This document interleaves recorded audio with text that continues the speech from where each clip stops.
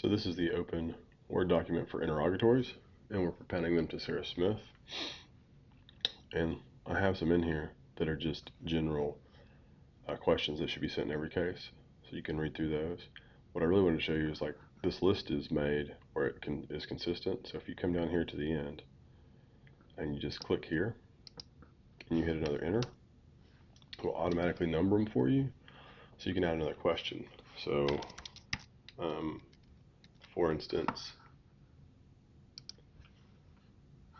like if this was a family law case, you could put a question in that's like, please list every date and time you have left the children unattended.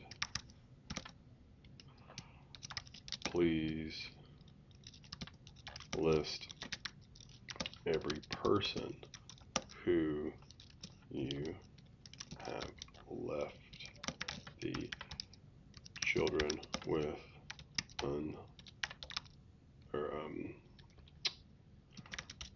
including but not limited to babysitters, friends, and family.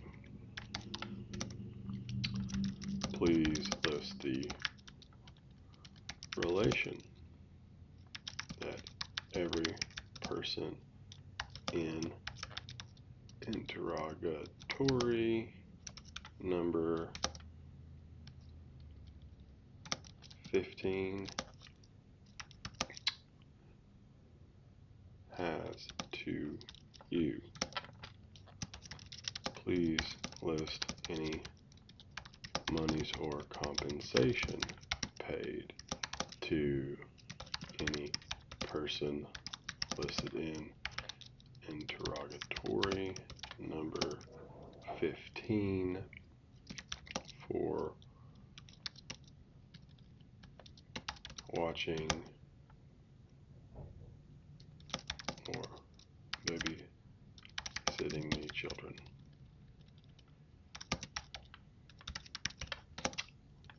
I hope that makes sense. But you go through there, and once you get them done, you can print them out, sign them, and then you need to fill out the date you send this out on and how you send it out to this person. So typically you guys are going to use mail, but that's how that works. Now we're going to move on. This was interrogatories. Now we're going to move on to requests for production. All right, now here's request for production. Now request for production or for any documents or files or anything. So it could be recordings, it could be photographs, it could be documents. So you go through here, it works the same way. You know, it's like if it was for child support, you could put, please produce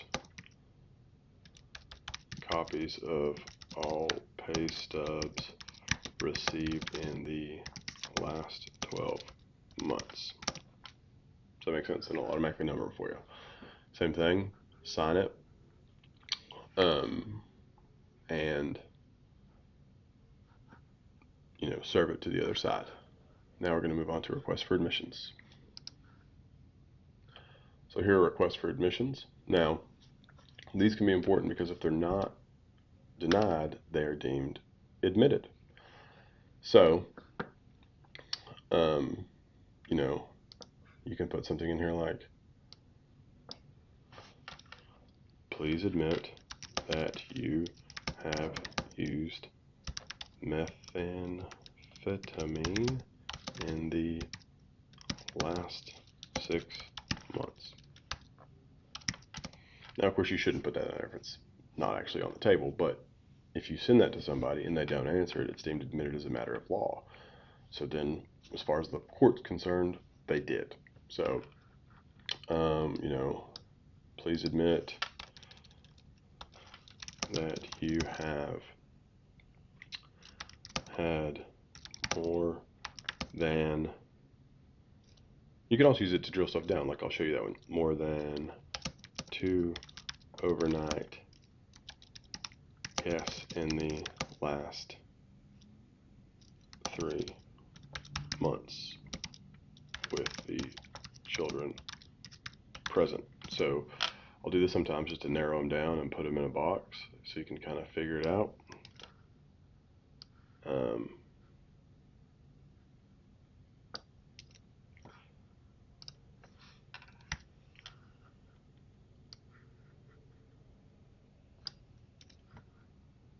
See, I'm just stepping it up so you can kind of pin them down to exactly what's going on.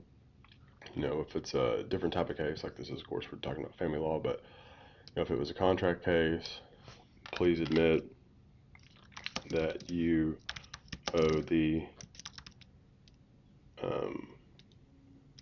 defendant or the plaintiff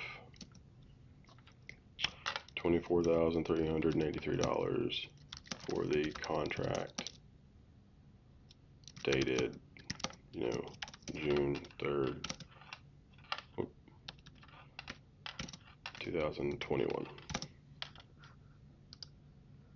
Right, you have that.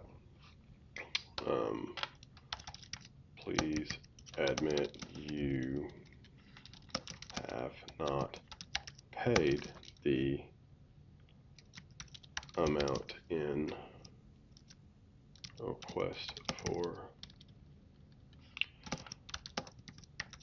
admission 5